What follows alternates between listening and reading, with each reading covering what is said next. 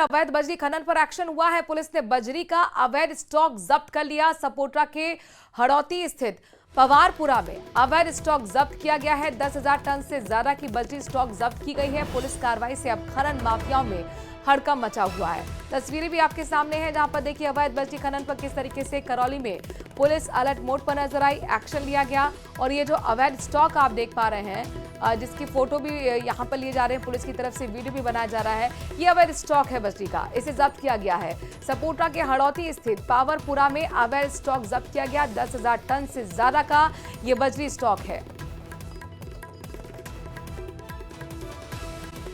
अजमेर के Ram Setu elevated road में भ्रष्टाचार और तकनीकी खामियों को लेकर कोर्ट में लगाई गई जनहित याचिका को लेकर आज सुनवाई हुई है। मामले को कोर्ट ने याचिका को स्वीकार करते हुए नगर निगम के आयुक्त के साथ स्मार्ट सिटी के सीईओ के नाम नोटिस जारी कर दिए हैं। उन्हें कल जवाब देने के निर्देश दिए गए हैं। मामले की जानकारी देते हुए अधिवक्ता विवेक पाराशर ने बताया कि पेश किए गए दस्तावेज को ध्यान में रखते हुए आज मामले में दायर जनहित याचिका पर सुनवाई की गई है और इसे स्वीकार करते हुए सिविल न्यायाधीश पश्चिम के जज ने नगर निगम सीईओ और स्मार्ट सिटी के सीईओ के नाम नोटिस जारी कर जवाब मांगा है।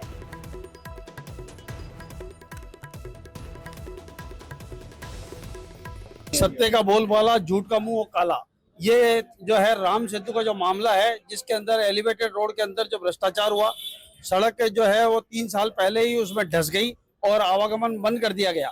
इस मामले को लेकर अदालत के अंदर जो है जितेश धनवानी और पुरी द्वारा जो है एक याचिका, जनहित याचिका पेश की गई थी। उस याचिका के अंदर इसकी संपूर्ण जांच कराने, विभागीय जांच कराने और जो आरोपी है, चाहे वो ठेकेदार हो चाहे वो अधिकारी हो, जिन्होंने मापदंडों में खामियां रखी है, जो इसके नियम विरुद्ध जो काम हुआ है, उन संपूर्ण बातों को लेकर विस्तृत तथ्यों के आधार पर जनहित याचिका पेश की गई है। उस मामले की सुनवाई आज प्रारंभिक तौर पर हुई, जिसे मामले ने उसे सुनवाई करते हुए माना कि मामला आवश्यक प्रकृति का है, इसे शीघ्र सुना जाना चाहिए। शीघ्र सुनवाई का प्रार्थना पत्र अदालत ने मंजूर किया और जनप्रतिनिधित्ववाद के संबंध में धारा 91 में सीपीसी का प्रार्थना पत्र प्रस्तुत किया गया। अदालत ने माना कि ये जनप्रतिनिधित्ववाद की श्रेणी में आता है, इसे स्वीकार किया जाना चाहिए। न्यायालय ने स्वीकार किया और उस पर कल जो है स्मार्ट सिटी के सीईओ उन्हें और नगर निगम आयुक्त को जो है इसमें सुनवाई के लिए नोटिस जारी किया है। अभियान के इस कार्यक्रम में मंच पर विराजमान हमारे राजस्थान के यशस्वी नेता और जिन्होंने पूरे देश के अंदर कोटा राजस्थान का नाम ऊंचा कर रखा है, ऐसे हमारे लोकसभा के अध्यक्ष श्री ओम बिरला जी, आपके अपने ही ऊर्जा मंत्री, कैबिनेट में मेरे साथी भाई हीरालाल नागर जी, दूसरे मेरे कैबिनेट में साथी शिक्षा मंत्री मदन दिलावर जी, तीसरे मेरे साथी सहकारिता मंत्री और प्रभारी कोटा श्री गौतम दत्त जी, विधायक कोटा संदीप शर्मा जी, विधायक लाडपुरा श्रीमती कल्पना देवी जी, प्रदेश के उपाध्यक्ष मुकेश दादी जी, प्रदेश के उपाध्यक्ष मोतीलाल मीणा जी, जिला प्रमुख कोटा मुकेश मेघवाल जी, प्रधान सांगोद श्री जयवीर सिंह अमृत कुआ, प्रधान सुल्तानपुर श्रीमती कृष्णा शर्मा जी, जिला अध्यक्ष कोटा श्री प्रेम गोचर जी, पूर्व विधायक चंद्रकांत मेघवाल जी एवं मंच पर विराजमान सभी नेतागण और इतनी बड़ी संख्या में आए मेरे पूजा योग बुजुर्गों, नौजवान दोस्तों और माता बहनों, सबसे पहले तो मैं आप सभी का वंदन करता हूं, अभिनंदन करता हूं, आप सभी को मैं प्रणाम करता हूं। मैं सौभाग्यशाली हूं कि आज एक साथ आप सभी भाई बहनों के दर्शन का लाभ मुझे मिला है। मैं आपसे इतना कहना चाहता हूं कि पंडित दीनदयाल उपाध्याय अंत्योदय पखवाड़ा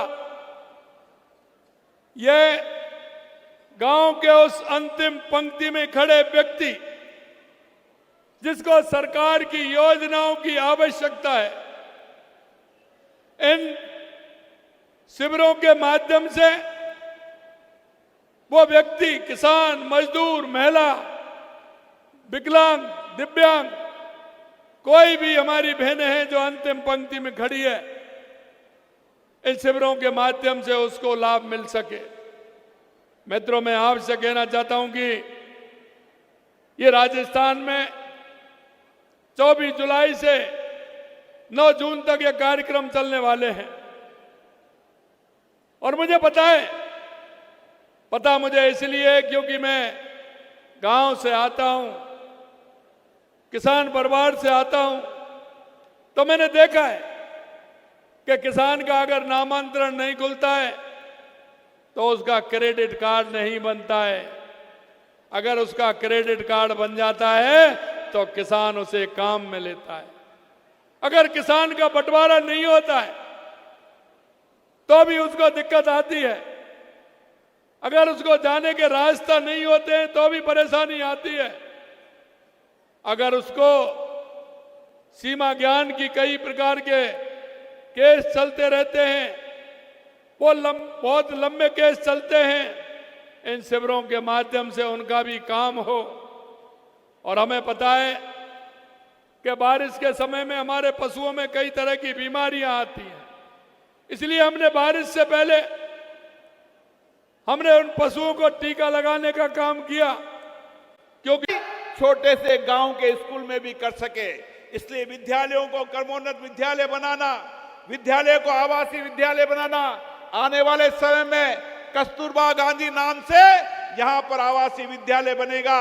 और कोटा के अंदर जिनके माँ बाप नहीं है उन बच्चों का आवासीय विद्यालय बनेगा, निजी क्षेत्र में बनेगा, ताकि माँ बाप नहीं उसका बच्चा भी पढ़कर देश और दुनिया का बड़ा आदमी बन सके।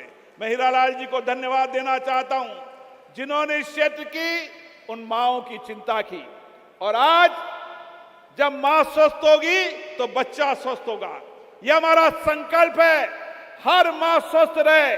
और इसीलिए यह सुपोषित मां अभियान गर्भवती महिला को 10 महीने तक अच्छा पौष्टिक आहार मिले, उसकी विटामिन की कमी हो उसको पूरा करें, हर महीने जांच हो ताकि मां भी स्वस्थ रहे और उसका बच्चा भी स्वस्थ रहे। यह सुपोषित मां अभियान के माध्यम से हम आने वाली पीढ़ी को तो स्वस्थ बनाएंगे, लेकिन संस्कारित और वह देश का नेतृत्व करे, इस पीढ़ी को तैयार करने का भी काम कर रहे हैं। इसलिए मैं राजस्थान के मुख्यमंत्री जी को धन्यवाद देता हूं जिन्होंने हाड़ौती क्षेत्र के अंदर, क्योंकि हाड़ौती क्षेत्र संगठन की दृष्टि से उनका लंबा कार्य क्षेत्र रहा है, लंबे समय तक वो इस क्षेत्र के अंदर गांव-गांव गाने ढूंढे, इसलिए उनको इस क्षेत्र की एक एक समस्याएं, यहाँ की जनता के अभावों को पता है। और मैं आज विश्वास के साथ कह सकता हूं, जिस 75 साल तक जिन बातों का अभाव इस हाड़ौती क्षेत्र में था, इस 5 साल के अंदर जब जनता जनार्दन से आपके विधायक महोदय जनता के बीच में जाएंगे तो 75 साल के